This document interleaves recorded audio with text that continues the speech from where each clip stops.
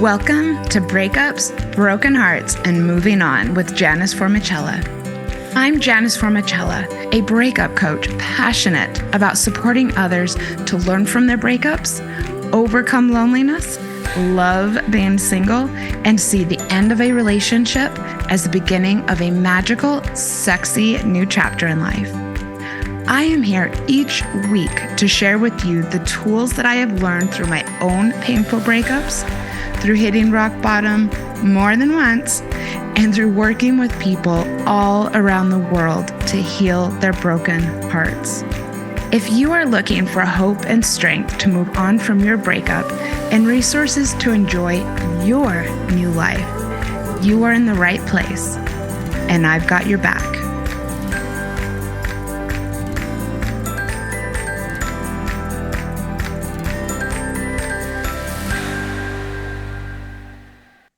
Hey everyone, welcome back for another full-length episode. I haven't actually recorded a full-lengther in a few weeks, and I know I haven't spoken to your ears in a few weeks, though I did pop in for a very special announcement last week, and that is that I am expanding my reach and I'm expanding the type of content that I am doing and will be beginning a brand new podcast in a few weeks, a month coming up here. I'm going to get to episode 200 of Breakups, Broken Hearts, and Moving On. And then I will be starting a new show. And the title is yet to be announced. I know what it is, but I am going to wait until closer to time. And also when I have some of the other assets ready to release it into the world. So get ready for that. Do know I am absolutely still doing breakup content, but I'm going to be adding in healthy relationships, dating, the single life, sex positivity, which I'm super excited about, communication, a little dash of non-monogamy, and some other fun stuff. So get ready.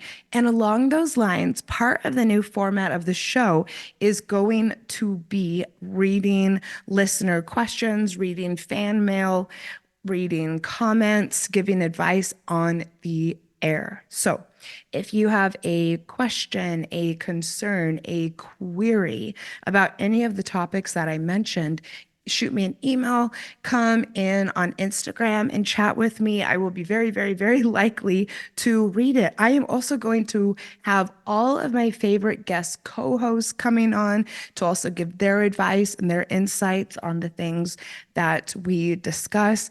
And I've also gotten to the point where I can ask some really cool guests to come in as well. And if there's a guest you'd like me to interview, please let me know. If there's a topic you'd like me to broach, please let me know.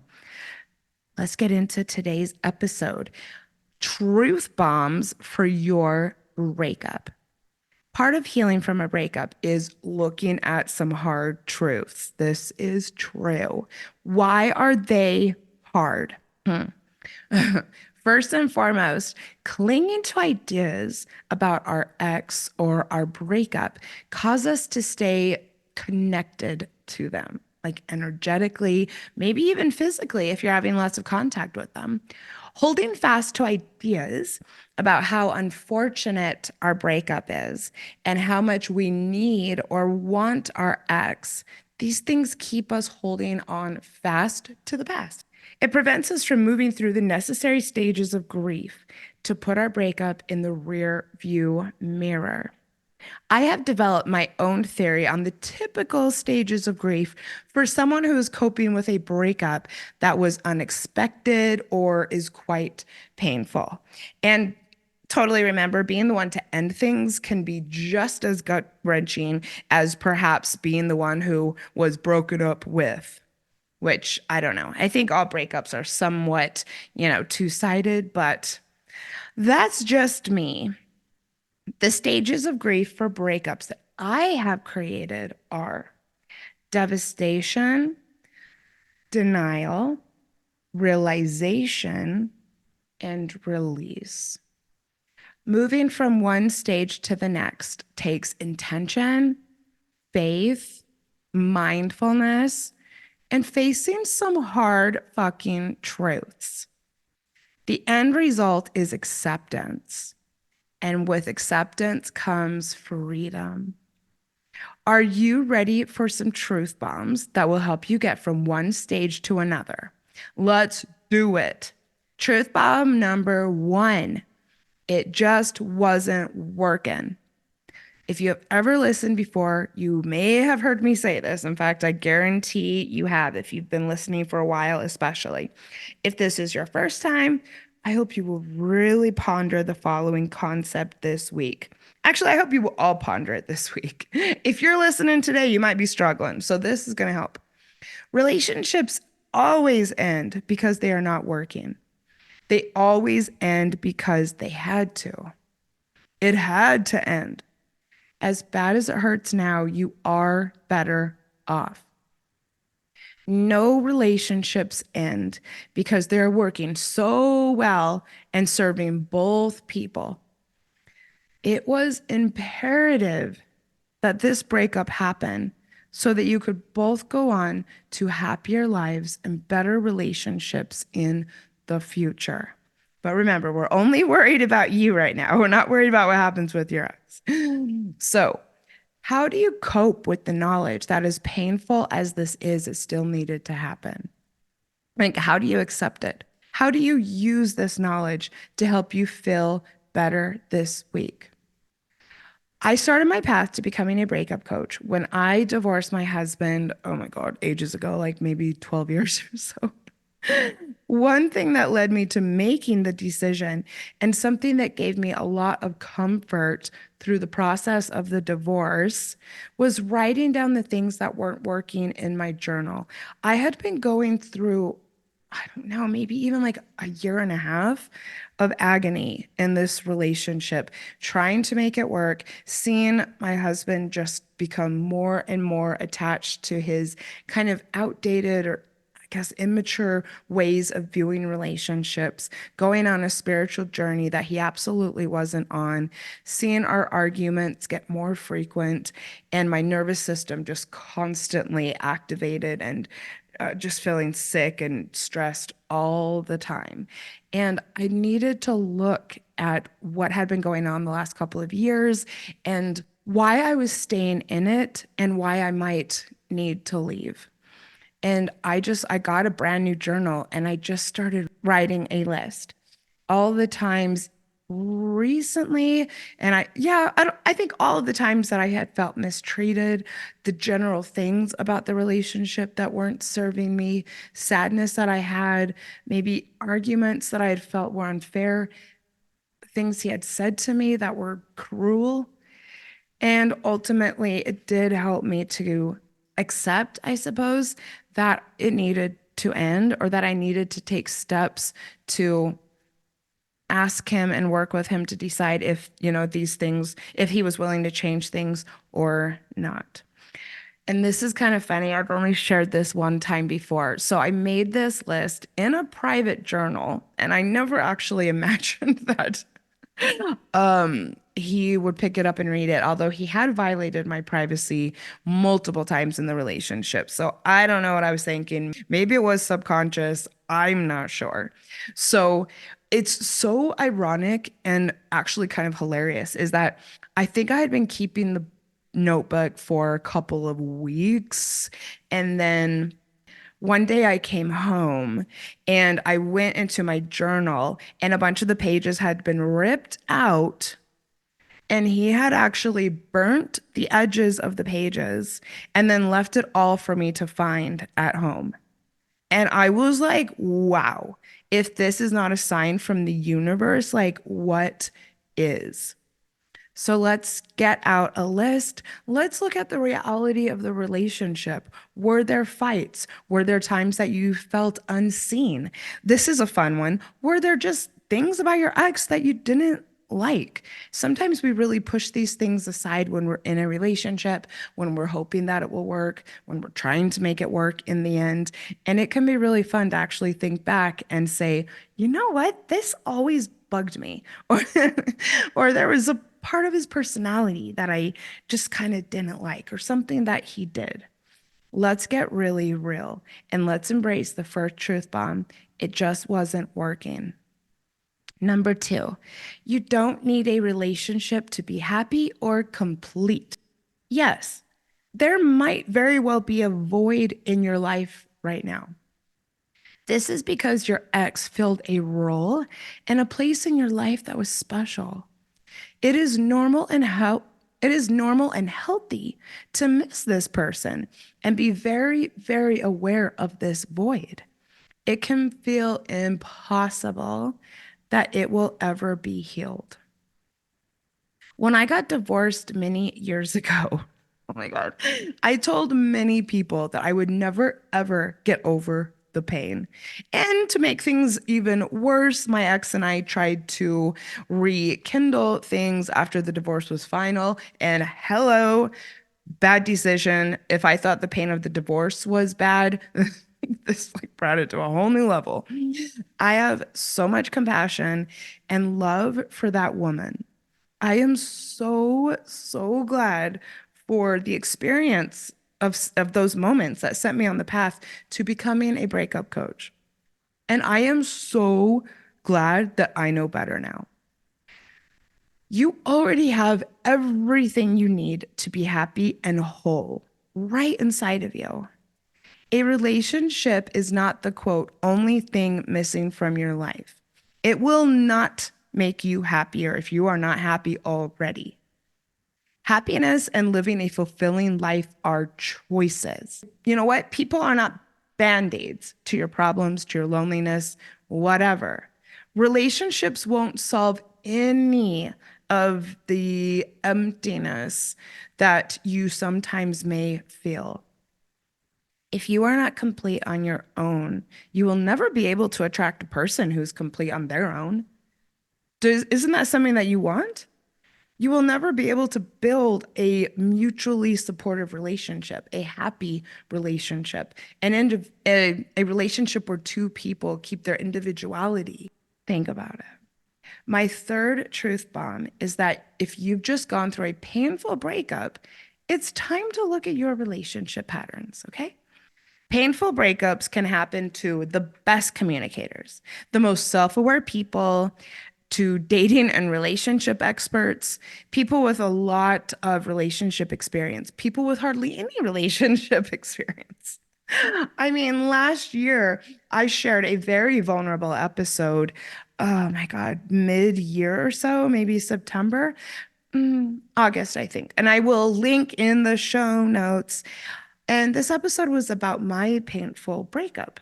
I had been seeing someone for about 6 months. It started out really well. I think that I went into it with all the right motivations for wanting to date someone specific. And, it didn't work out, which is what happens in so many relationships. But it was someone who I really respected, at least in the beginning, someone who I had had a lot of hopes for as far as building something together. And when it unraveled, I was very, very, very sad. Like, look, it can happen to all of us. I healed in a much different way than I think a lot of people do. I healed in a faster way than I think a lot of people do, but it happened to me.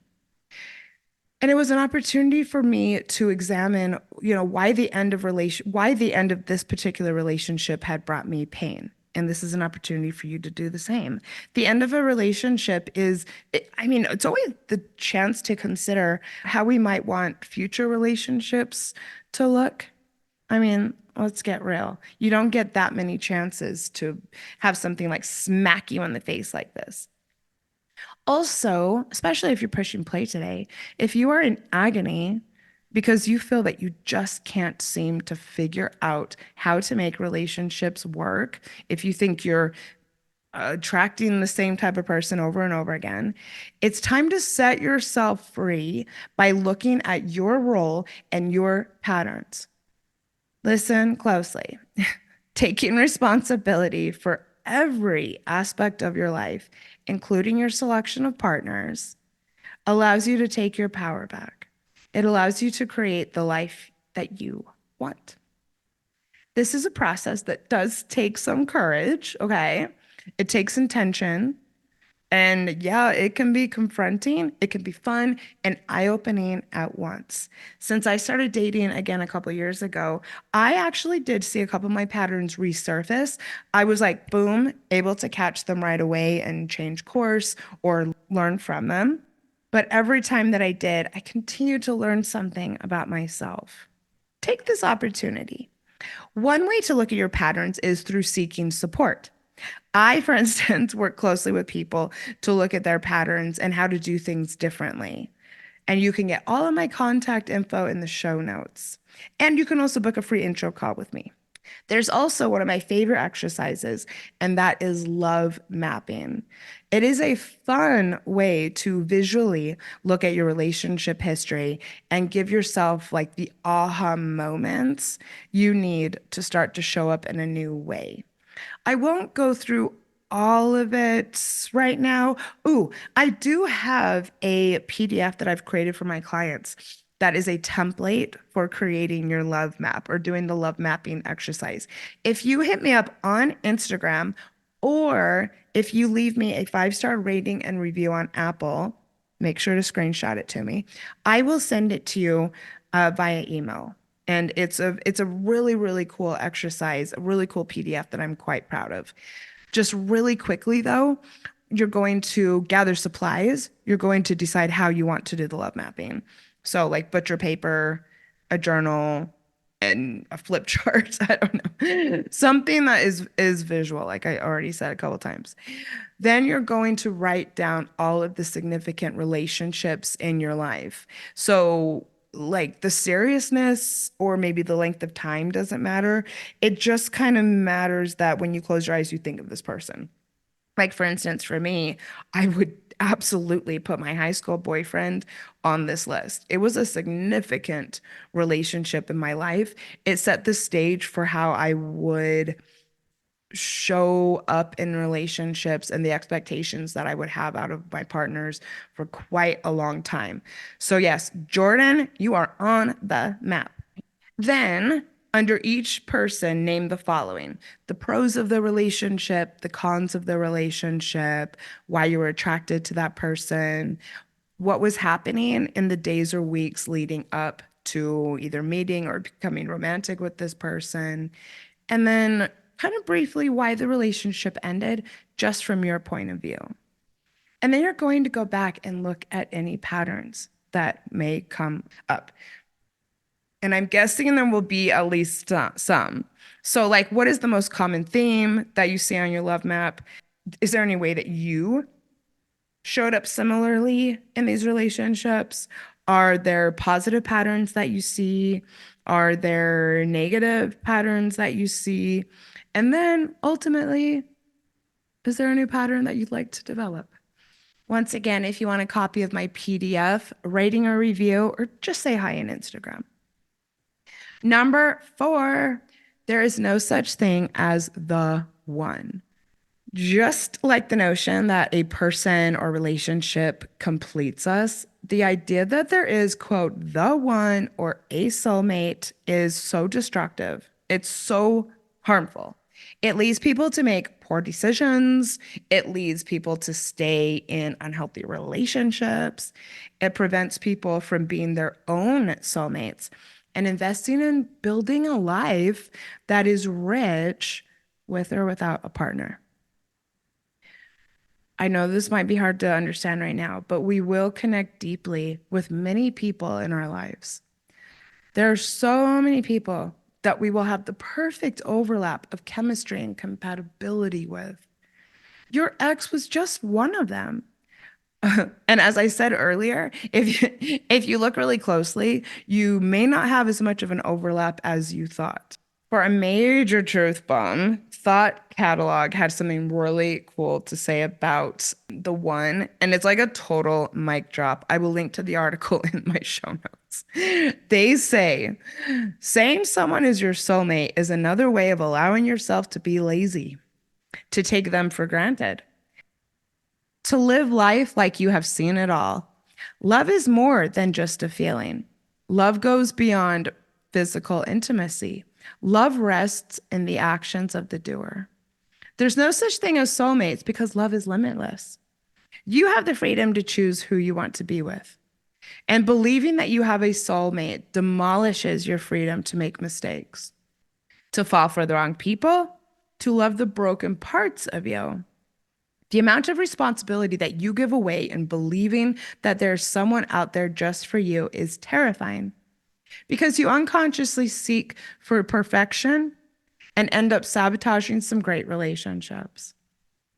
It also means that you start relying on someone else to complete you, to heal you, to make you happy again, to make your life worth living. And that's dangerous because the only one who can save you is you. Hell yeah, thought catalog. All right, everyone. My fifth truth bomb is that healing is an inside job. You are 100% responsible for healing your heart. Time doesn't do it. Your ex can't do anything to help. Waiting around and hoping to feel better doesn't work.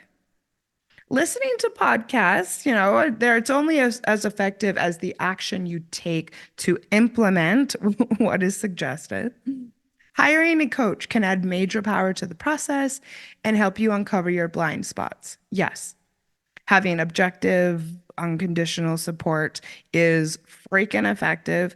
And I have really hardly ever seen it fail. But it is still only as effective as each person's commitment to the process and to executing the action plans that we set together. That is why there's accountability. And if you don't show up for yourself, no amount of coaching can help. Has it been a while since your breakup? Are you still feeling stuck? It may be time to look at what you have done to advance your healing. Would you consider giving yourself your own truth bomb by writing down each new thing that you have done to heal your heart? It could be eye-opening. Yuck. Can you come up with anything at all other than listening to podcasts or exposing yourself to media? If something didn't work after you tried it, can you come up with maybe something to add to your list that you tried next?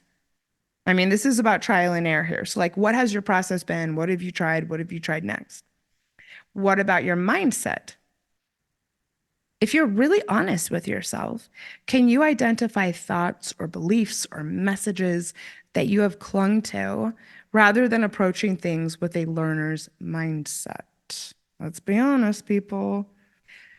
Because the more honest you can be with yourself and the more responsibility you can take over your healing, the more success you will have. I would, of course, love to support you along your journey. Once again, set up a free intro call using the link in my bio, or just come over to Instagram and we can chat about my programs. And remember, if you have a question that you'd like me to read over the air and answer, if you're looking for advice around something, dating, solo living, breakups, sexuality, non-monogamy, etc., please send it to me in an email or on Instagram, and I will answer it over the air in my new show. So be a little patient, people. What did you think of this episode? I know that some of what I said might be confronting. Self-growth often is. Facing what you find confronting is often where growth happens.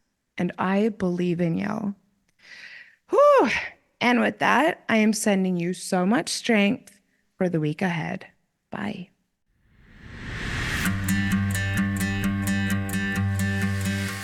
Thank you for listening to Breakups, Broken Hearts, and Moving On with Janice Formicella. I sincerely hope that you found today's episode inspirational or useful. I would love to support you on your healing journey. All you have to do is send me a message on Instagram at Breakups Podcast or email me at breakupspodcast@gmail.com, and I will be in touch to get you started. Remember, if you are struggling with a broken heart, your feelings are temporary. I am sending you so much love and luck for the week ahead. You've got this.